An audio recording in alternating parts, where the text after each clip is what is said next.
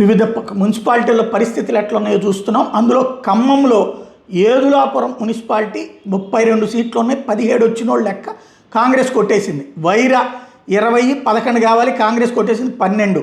మదిర 22 11 కావాలి, అదే 12 కావాలి, 18 వచ్చినాయి, కాంగ్రెస్ కొట్టేసింది. కల్లూరు 20 అక్కడ 11 కావాలి, 12 కాంగ్రెస్ కొట్టేసింది. సత్తుపల్లి 23 13 వచ్చిన వాళ్ళు లెక్క కాంగ్రెస్ కొట్టేసింది, 17 సాధించేసింది.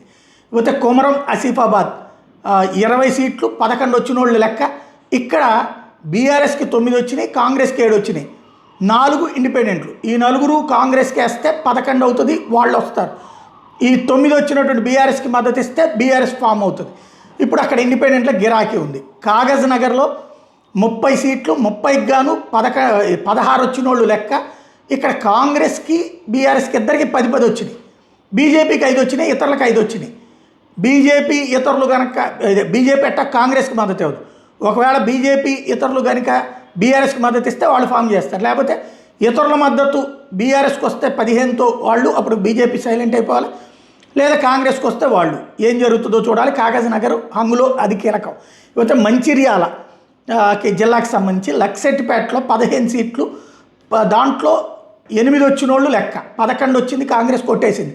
బెల్లంపల్లిలో 34 18 వచ్చిన వాళ్ళు లెక్క ఇక్కడ నెక్ టు నెక్ 14 కాంగ్రెస్ 14 బీఆర్ఎస్కి వచ్చినాయి. ఇందులో 1 బీజేపీకి వచ్చింది, 5 ఇండిపెండెంట్లు. ఈ 5గురు కనుక